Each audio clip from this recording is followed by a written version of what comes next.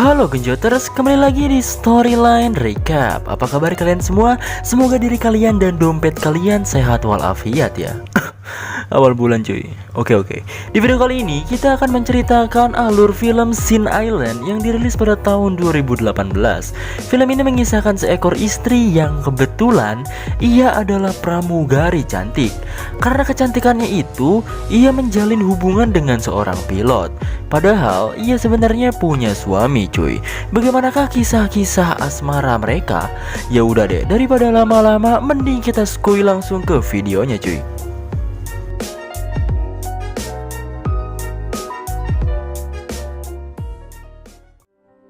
And I can still remember that you were the most...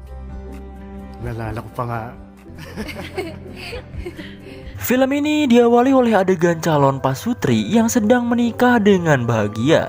Tapi ternyata itu hanyalah sebuah contoh video yang dihasilkan oleh pemeran utama film kita bernama David. David adalah seorang fotografer. Ia di sini sedang mencontohkan hasil video kepada kliennya. Dan setelah berbincang-bincang, akhirnya kliennya setuju untuk menggunakan jasa David untuk pernikahannya nanti. Ketika malam tiba, saat David merayakan hari brojolnya ke bumi, rekan-rekannya itu memberikan sebuah surprise kepada David. Dan ternyata istrinya lah surprise-nya tersebut. Istrinya David bernama Kanika. Ia adalah seorang pramugari yang kerjanya kalian tahu lah ya kayak apa. David merasa kagak nyangka saat itu, karena Kanika sendiri harusnya lagi kerja entah ada di udara bagian mana ya. Makanya dari itu mumpung nih ya, kalau kata orang lembur sini mah nih, mumpung mampang mempeng asik. Mampang mempeng ada pemajikan gitu kan. Mereka langsung ke belakang dan melakukan adegan yang alhamdulillah halal bagi mereka yang sudah menikah cuy. Singkat cerita, David dan rekan kerjanya mulai bekerja untuk memotret kliennya tersebut. Di sini ditunjukkan seorang bawahan si David yang masih noob nyimpen tas yang berisi folder-folder kerjaannya di pinggir kolam. Tak lama kemudian ada seorang bocil kematian yang menajong tas itu sampai teuleum. Dan benar saja, hasil pekerjaan mereka pun menjadi sia-sia. Hasil kerja mereka pun hilang hanya dalam satu kali tendangan oleh bocah. Karena kesalahan bawahan si David tadi, perusahaan jasa David pun dituntut untuk membayar ganti rugi yang cukup besar. Mungkin sekitar 2 miliar rupiah kali ya. Dikarenakan pusing dengan duit kemana, ia pun terpaksa menjual semua aset-aset pekerjaannya untuk melunasi ganti ruginya tersebut.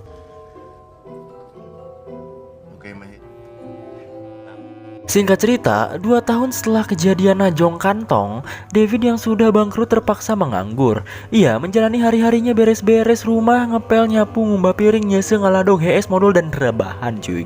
Kanika sebagai istri yang baik berusaha membantunya untuk kembali bekerja lagi.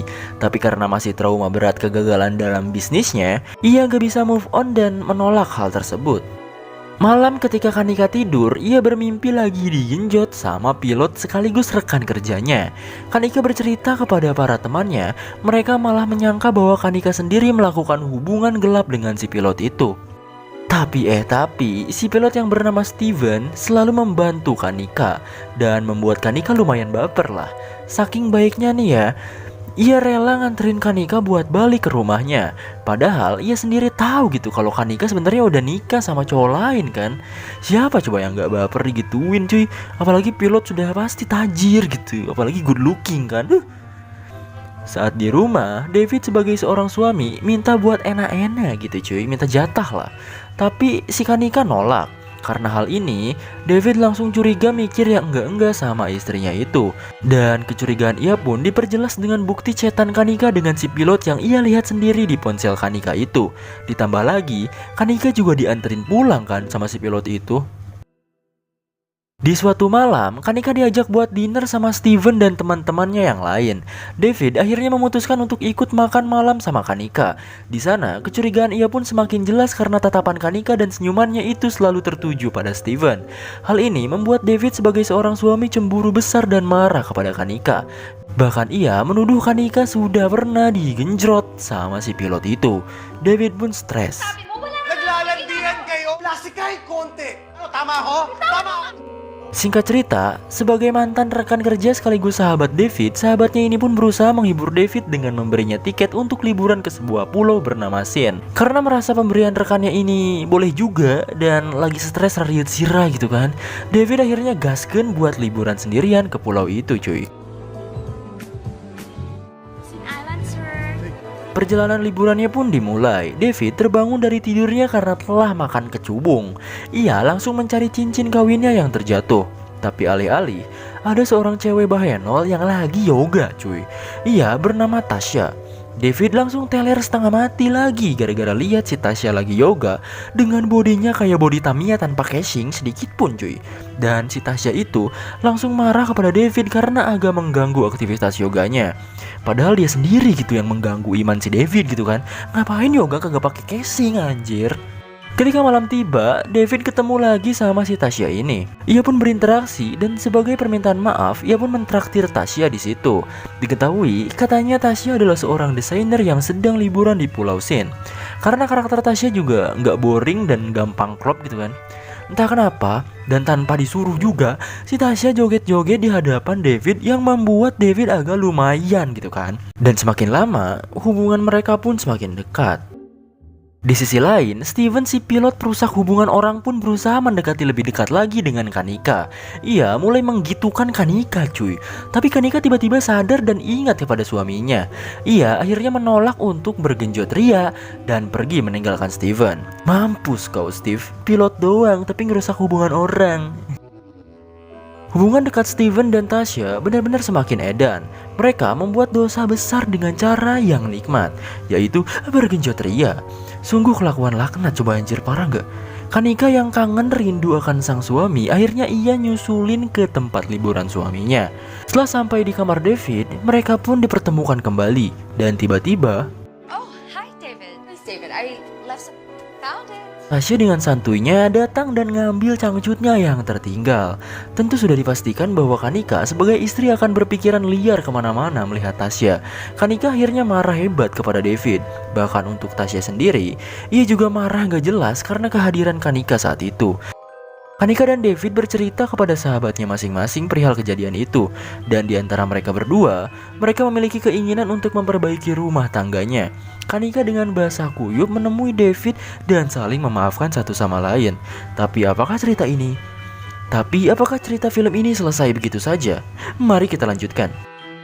Di tempat lain, Tasya mencari informasi mengenai Kanika. Ia dengan sengaja join grup yoga yang diikuti oleh Kanika saat itu. Kanika merasa risih akan kedatangan Tasya. Ia memberitahu Tasya untuk gak mencampuri urusan rumah tangganya lagi. Dan lagi-lagi, Tasya dengan badass-nya merasa tertantang dan malah kekeh ras babatok untuk terus mendekati David. Besoknya, David kedatangan paket. Paket itu berisikan kamera. Awalnya, David mengira paket itu kejutan dari istrinya. Tapi lagi-lagi, paket itu dari Kanika. David akhirnya pergi ke rumah Tasya, berniat mengembalikan barang itu dan menyelesaikan masalahnya. Tapi saat bertemu, Tasya berbicara kepada David bahwa ia telah di KDRT oleh suaminya sendiri. Sedangkan si Kanika ia menemui suaminya si Tasya. Suaminya ini bilang kalau Tasya adalah orang yang mengalami gangguan jiwa dan hanya berpura-pura bahwa dirinya di KDRT olehnya. Dan target selanjutnya adalah David sendiri. Tasya akhirnya meminta David untuk menggenjritnya. Dan David sendiri akhirnya meninggalkan Tasya dengan emosi saat itu. Setelah Kanika balik, Tasya mengunjungi tempat kerja suaminya. Ia akhirnya membunuh suaminya itu. David akhirnya mencari tahu informasi mengenai Tasya. Dan disinilah ia mengetahui bahwa Tasya bukan orang normal. Ia juga berkali-kali melanggar hukum karena jiwanya tersebut. Kanika yang sedang berjalan hendak ditabrak oleh Tasya. Karena kesal, ia pun membalas Tasya dengan menjambak rambutnya di dalam mobilnya. Tasya tidak tinggal diam. Ia membalas perlakuannya itu dengan cara datang ke rumah Kanika. Ia pun menghajar dan menyekap Kanika. David yang datang malah tertembak di bagian bahu dan terjatuh.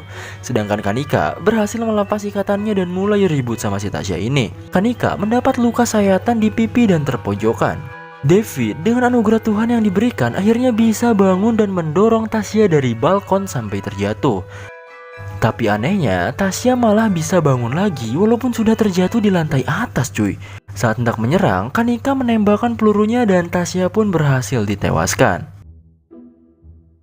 Singkat cerita, David telah berhasil kembali bekerja sebagai pemotret kembali. Ia juga menjalin rumah tangga baik kembali dengan Kanika, walaupun Kanika sekarang memiliki codet di pipinya. Dan film pun tamat, alhamdulillah.